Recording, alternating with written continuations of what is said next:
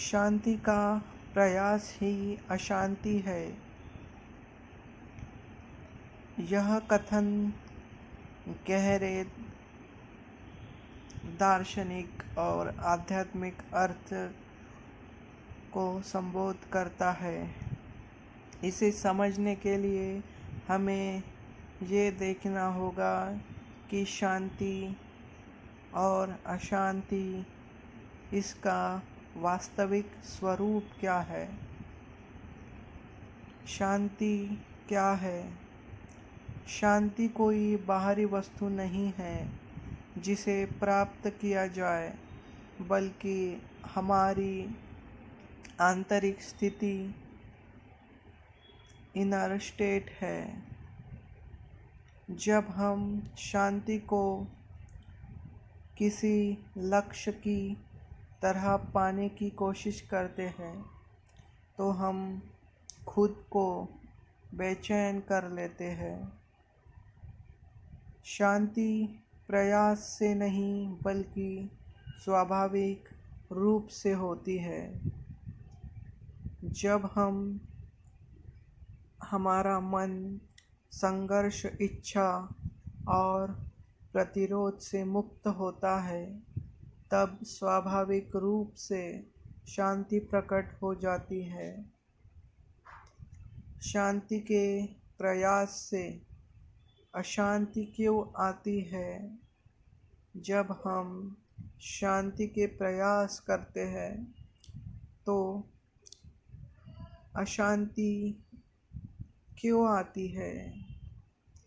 जब हम शांति पाने की कोशिश करते हैं तो यह कई कारणों से अशांति पैदा कर सकता है। शांति को पकड़ने की कोशिश अशांति लगती है। शांति को पकड़ने जाओ, कोशिश करो, अशांति लाती है। शांति पाने की चाहत में भी एक इच्छा है, और यहाँ जो ये इच्छा है वहाँ अशांति है। जैसे ही हम शांति के लिए प्रयास करते हैं, हम बेचैन हो जाते हैं कि हमें शांति क्यों नहीं मिल रही। ये बेचैनी ही अशांति का कारण बन जाती है। इसके कई उदाहरण हैं। जैसे कि कोई कहे मुझे तुरंत शांत होना है, तो वो खुद और भी अशांत बन लेता है। वैसा ही है जैसा ज़बरदस्ती सोने की कोशिश करने से नींद नहीं आती। हम कितनी भी कोशिश कर ले तो भी हमको नींद नहीं आती।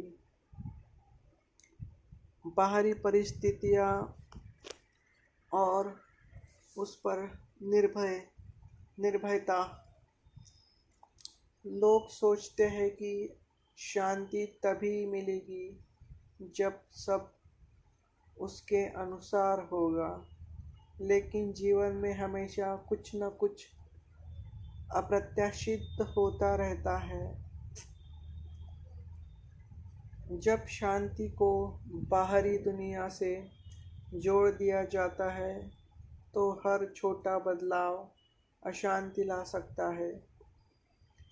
उदाहरण के लिए समझो, कोई व्यक्ति कहे जब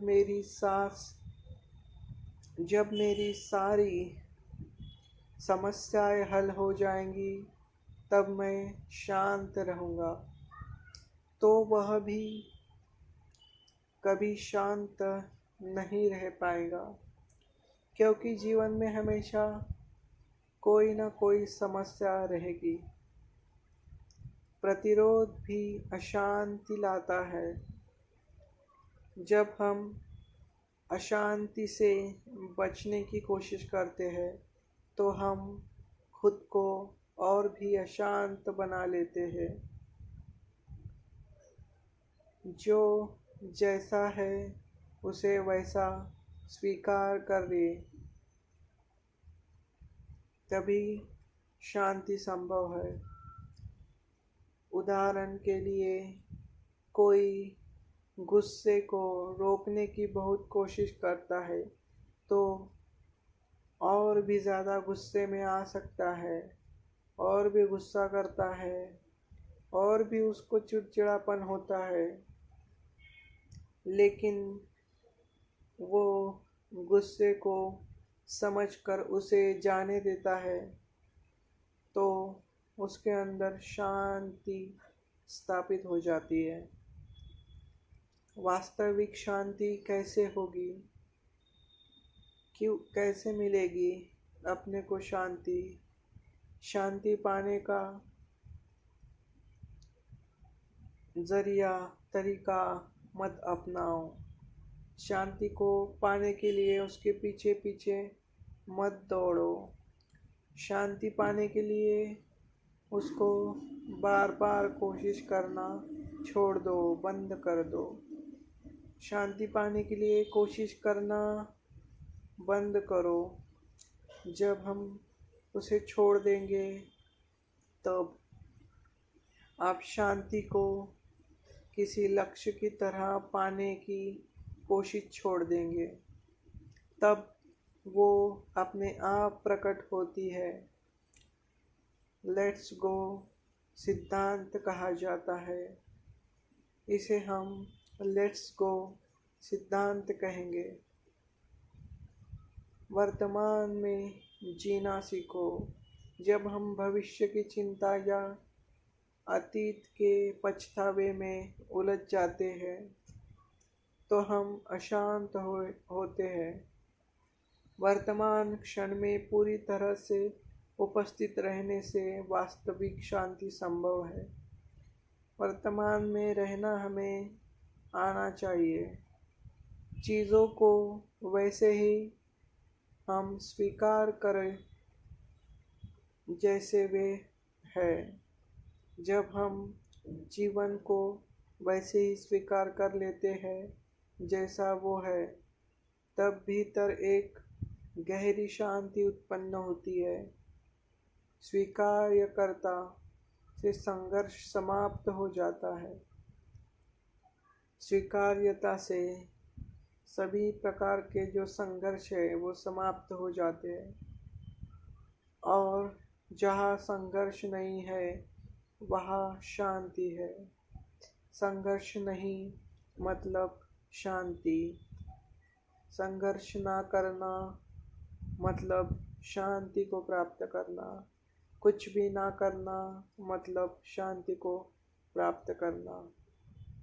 शांति को पाने की कोशिश करना ही अशांति का कारण बन जाता है। शांति कोई वस्तु नहीं है जिसे प्रयास करने पर पाया जाए, बल्कि ये एक स्वाभाविक स्थिति है।